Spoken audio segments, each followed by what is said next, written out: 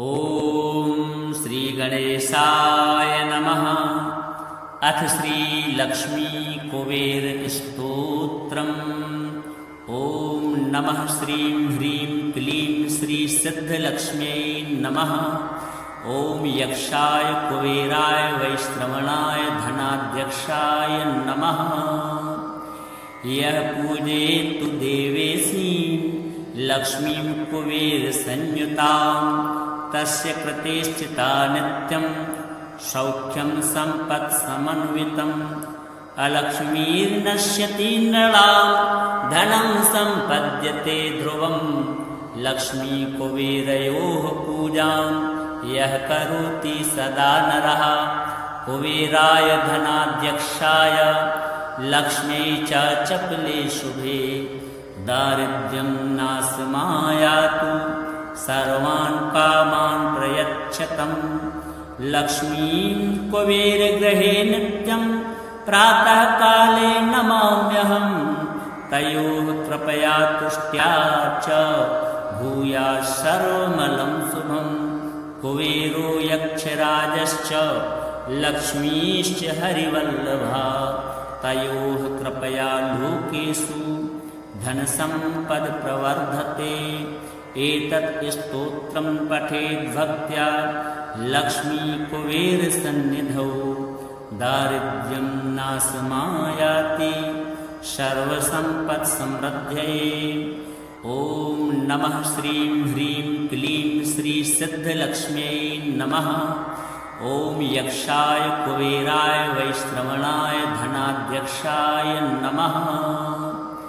यः पूजयेत् देवेशीं लक्ष्मीं कुबेरसंयुतां तस्य कृतेश्चिता नित्यं सौख्यं सम्पत्समन्वितम्। अलक्ष्मीर्नश्यति नृणां धनं सम्पद्यते ध्रुवम्। लक्ष्मीकुबेरयोः पूजां यः करोति सदा नरः। कुबेराय धनाध्यक्षाय लक्ष्म्यै च चपले शुभे।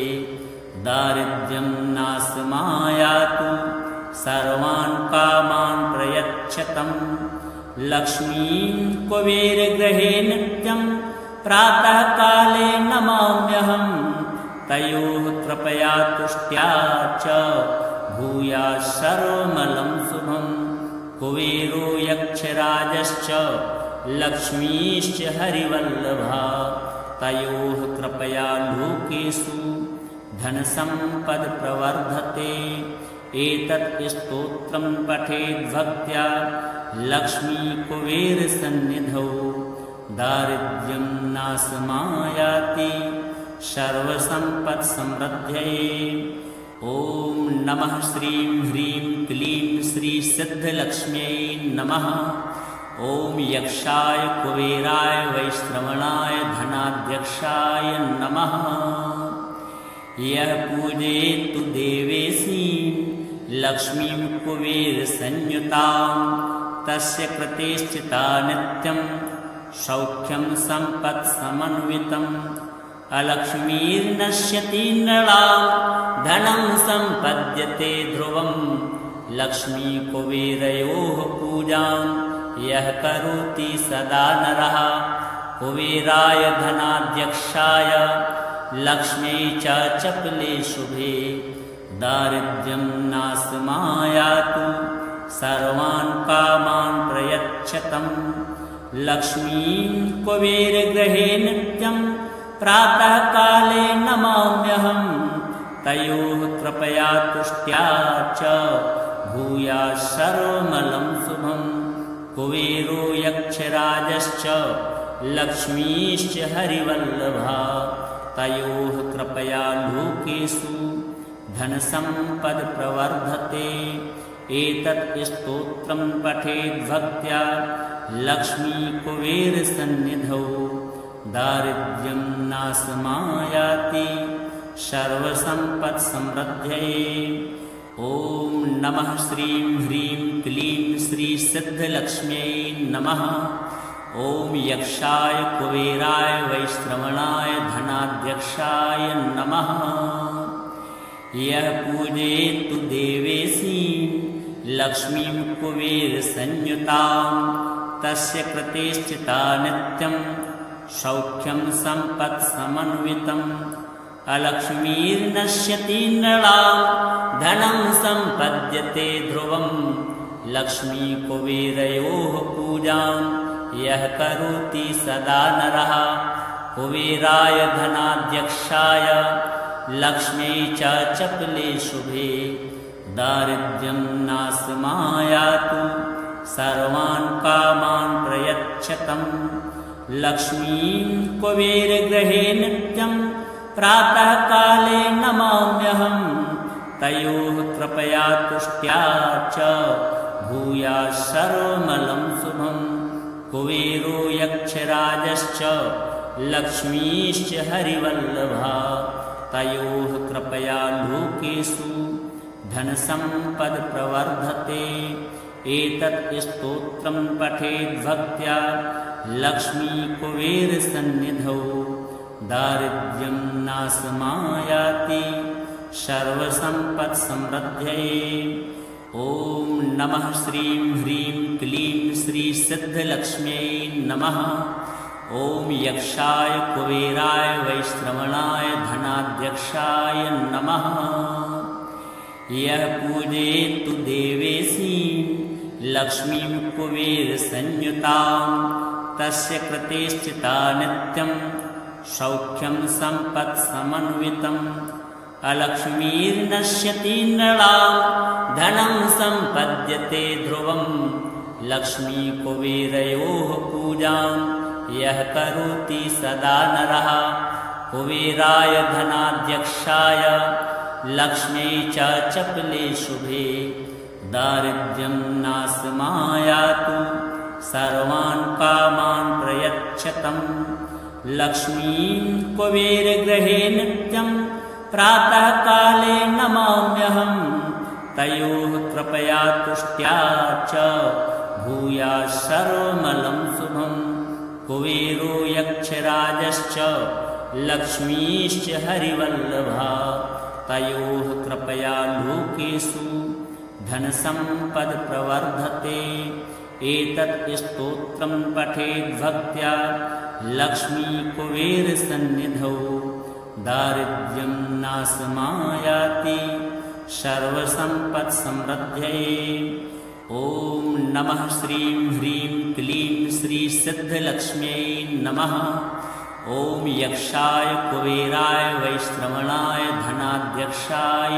नमः यः पूजयेत् देवेशीं लक्ष्मीं कुबेरसंयुतां तस्य कृते स्थिता नित्यं सौख्यं सम्पत्समन्वितम् अलक्ष्मीर्नश्यति नृणां धनं सम्पद्यते ध्रुवं लक्ष्मी कुबेरयोः पूजां यः करोति सदा नरः कुबेराय धनाध्यक्षाय लक्ष्म्यै च चपले शुभे दारिद्र्यं नाशमायातु सर्वान् कामान् प्रयच्छतं लक्ष्मीं कुबेरगृहे नित्यं प्रातः काले नमाम्यहं तयोः कृपया तुष्ट्या च भूयात् सर्वमलं शुभं कुबेरो यक्षराजश्च लक्ष्मीश्च हरिवल्लभा तयोः कृपया लोकेषु धनसम्पद्प्रवर्धते एतत् स्तोत्रं पठेद् भक्त्या लक्ष्मी कुबेरसन्निधौ दारिद्र्यं नाशमायाति सर्वसम्पत्समृद्ध्यै ॐ नमः श्रीं ह्रीं क्लीं श्रीसिद्धलक्ष्म्यै नमः ॐ यक्षाय कुबेराय वैश्रवणाय धनाध्यक्षाय नमः यः पूजयेत् देवेशीं लक्ष्मीं कुबेरसंयुतां तस्य कृते स्थिता नित्यं सौख्यं सम्पत्समन्वितम् अलक्ष्मीर्नश्यति नृणां धनं सम्पद्यते ध्रुवं लक्ष्मी कुबेरयोः पूजां यः करोति सदा नरः कुबेराय धनाध्यक्षाय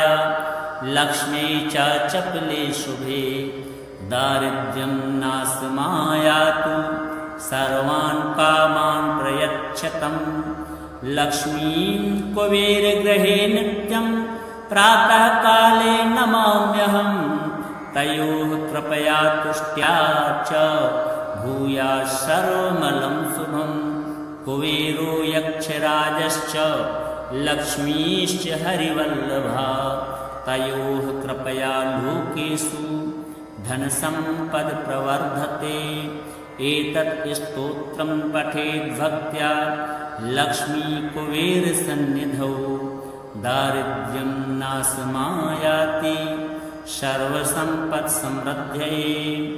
ॐ नमः श्रीं ह्रीं क्लीं श्रीसिद्धलक्ष्म्यै नमः। ॐ यक्षाय कुबेराय वैश्रवणाय धनाध्यक्षाय नमः।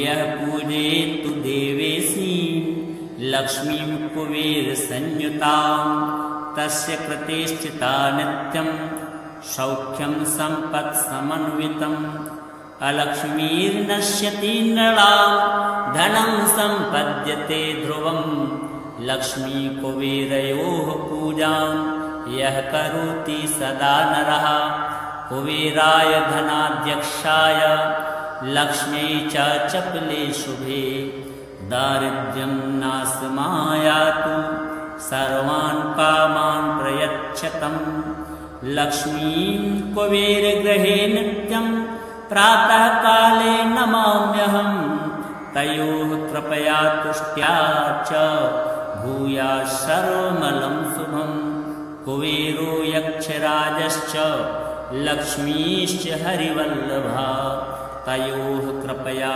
लोकेषु धनसम्पद् प्रवर्धते एतत् स्तोत्रं पठेत् भक्त्या लक्ष्मी कुबेरसन्निधौ दारिद्र्यं नाशमायाति सर्वसम्पत्समृद्धये।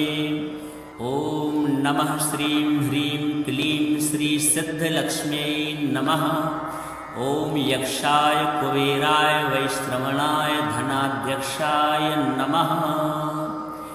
यः पूजयेत्तु देवेशीं लक्ष्मीं कुबेरसंयुतां तस्य कृते स्थिता नित्यं सौख्यं सम्पत्समन्वितम् अलक्ष्मीर्नश्यति नृणां धनं सम्पद्यते ध्रुवं लक्ष्मी कुबेरयोः पूजां यः करोति सदा नरः कुबेराय धनाध्यक्षाय लक्ष्मी च चपले शुभे दारिद्र्यं नाशमायातु सर्वान् कामान् प्रयच्छतं लक्ष्मीं कुबेरगृहे नित्यं प्रातःकाले नमाम्यहं तयोः कृपया तुष्ट्या च भूयात् सर्वमलं शुभं कुबेरो यक्षराजश्च लक्ष्मीश्च हरिवल्लभा तयोः कृपया लोकेषु धनसम्पद् प्रवर्धते एतत् स्तोत्रं पठेत् भक्त्या लक्ष्मी कुबेरसन्निधौ दारिद्र्यं नाशमायाति सर्वसम्पत्समृद्धये। ॐ नमः श्रीं ह्रीं क्लीं श्रीसिद्धलक्ष्म्यै नमः। ॐ यक्षाय कुबेराय वैश्रवणाय धनाध्यक्षाय नमः। यः पूजयेत्तु देवेशीं लक्ष्मीं कुबेरसंयुतां तस्य कृते स्थिता नित्यं सौख्यं सम्पत्समन्वितम् अलक्ष्मीर्नश्यति नृणां धनं सम्पद्यते ध्रुवं लक्ष्मी कुबेरयोः पूजां यः करोति सदा नरः कुबेराय धनाध्यक्षाय लक्ष्मी च चपले शुभे दारिद्र्यं नाशमायातु सर्वान् कामान् प्रयच्छतं लक्ष्मीं कुबेरगृहे नित्यं प्रातःकाले नमाम्यहं तयोः कृपया तुष्ट्या च भूयात् सर्वमलं शुभं कुबेरो यक्षराजश्च लक्ष्मीश्च हरिवल्लभा तयोः कृपया लोकेषु धनसम्पद् प्रवर्धते। एतत् स्तोत्रं पठेद् भक्त्या लक्ष्मीकुबेरसन्निधौ दारिद्र्यं नाशमायाति सर्वसम्पत्समृद्धये। ॐ नमः श्रीं ह्रीं क्लीं श्रीसिद्धलक्ष्म्यै नमः। ॐ यक्षाय कुबेराय वैश्रवणाय धनाध्यक्षाय नमः। यः पूजयेत् देवेशीं लक्ष्मीं कुबेरसंयुतां तस्य कृते स्थिता नित्यं सौख्यं सम्पत्समन्वितम्। अलक्ष्मीर्नश्यति नृणां धनं सम्पद्यते ध्रुवं। लक्ष्मीकुबेरयोः पूजां यः करोति सदा नरः। कुबेराय धनाध्यक्षाय लक्ष्म्यै च चपले शुभे दारिद्र्यं नाशमायातु सर्वान् कामान् प्रयच्छतम्। लक्ष्मीं कुबेरगृहे नित्यं प्रातः काले नमाम्यहं। तयोः कृपया तुष्ट्या च भूयात् सर्वमलं शुभम्। कुबेरो यक्षराजश्च लक्ष्मीश्च हरिवल्लभा तयोः कृपया लोकेषु धनसम्पद् प्रवर्धते। एतत् स्तोत्रं पठेद् भक्त्या लक्ष्मीकुबेरसन्निधौ दारिद्र्यं नाशमायाति सर्वसम्पत्समृद्धये। ॐ नमः श्रीं ह्रीं क्लीं श्रीसिद्धलक्ष्म्यै नमः। ॐ यक्षाय कुबेराय वैश्रवणाय धनाध्यक्षाय नमः। यः पूजयेत् देवेशीं लक्ष्मीं कुबेरसंयुतां तस्य कृते स्थिता नित्यं सौख्यं सम्पत्समन्वितम्। अलक्ष्मीर्नश्यति नृणां धनं सम्पद्यते ध्रुवं। लक्ष्मीकुबेरयोः पूजां यः करोति सदा नरः। कुबेराय धनाध्यक्षाय लक्ष्म्यै च चपले शुभे दारिद्र्यं नाशमायातु सर्वान् कामान् प्रयच्छतम्। लक्ष्मीं कुबेरगृहे नित्यं प्रातः काले नमाम्यहं। तयोः कृपया तुष्ट्या च भूयात् सर्वमलं शुभम्। कुबेरो यक्षराजश्च लक्ष्मीश्च हरिवल्लभा तयोः कृपया लोकेषु धनसम्पद् प्रवर्धते। एतत् स्तोत्रं पठेद् भक्त्या लक्ष्मीकुबेरसन्निधौ दारिद्र्यं नाशमायाति सर्वसम्पत्समृद्धये। ॐ नमः श्रीं ह्रीं क्लीं श्रीसिद्धलक्ष्म्यै नमः। ॐ यक्षाय कुबेराय वैश्रवणाय धनाध्यक्षाय नमः। यः पूजयेत् देवेशीं लक्ष्मीं कुबेरसंयुतां तस्य कृते स्थिता नित्यं सौख्यं सम्पत्समन्वितम्। अलक्ष्मीर्नश्यति नृणां धनं सम्पद्यते ध्रुवं। लक्ष्मीकुबेरयोः पूजां यः करोति सदा नरः। कुबेराय धनाध्यक्षाय लक्ष्म्यै च चपले शुभे दारिद्र्यं नाशमायातु सर्वान् कामान् प्रयच्छतम्। लक्ष्मीं कुबेरगृहे नित्यं प्रातः काले नमाम्यहं। तयोः कृपया तुष्ट्या च भूयात् सर्वमलं शुभम्। कुबेरो यक्षराजश्च लक्ष्मीश्च हरिवल्लभा तयोः कृपया लोकेषु धनसम्पद् प्रवर्धते। एतत् स्तोत्रं पठेद् भक्त्या लक्ष्मीकुबेरसन्निधौ दारिद्र्यं नाशमायाति सर्वसम्पत्समृद्धये। ॐ ॐ नमः श्रीं ह्रीं क्लीं श्री सिद्धलक्ष्म्यै नमः। ॐ यक्षाय कुबेराय वैश्रवणाय धनाध्यक्षाय नमः। यः पूजयेत् देवेशीं लक्ष्मीं कुबेरसंयुतां तस्य कृते स्थिता नित्यं सौख्यं सम्पत्समन्वितम्। अलक्ष्मीर्नश्यति नृणां धनं सम्पद्यते ध्रुवं। लक्ष्मीकुबेरयोः पूजां यः करोति सदा नरः कुबेराय धनाध्यक्षाय लक्ष्म्यै च चपले शुभे।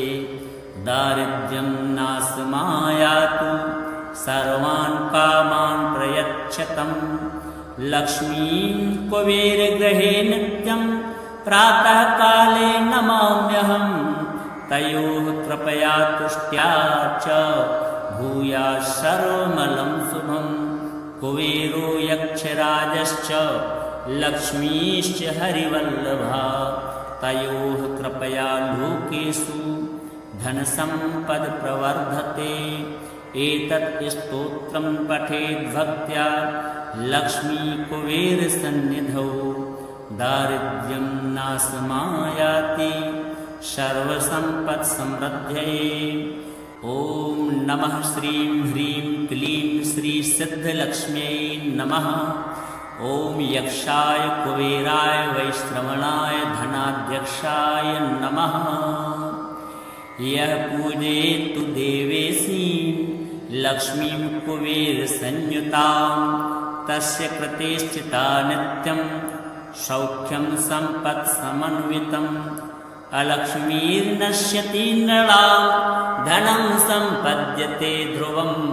लक्ष्मीकुबेरयोः पूजां यः करोति सदा नरः कुबेराय धनाध्यक्षाय लक्ष्म्यै च चपले शुभे। दारिद्र्यं नाशमायातु सर्वान् कामान् प्रयच्छतम्। लक्ष्मीं कुबेरगृहे नित्यं प्रातःकाले नमाम्यहं। तयोः कृपया तुष्ट्या च भूयात् सर्वमलं शुभं। कुबेरो यक्षराजश्च लक्ष्मीश्च हरिवल्लभा तयोः कृपया लोकेषु धनसम्पद्प्रवर्धते।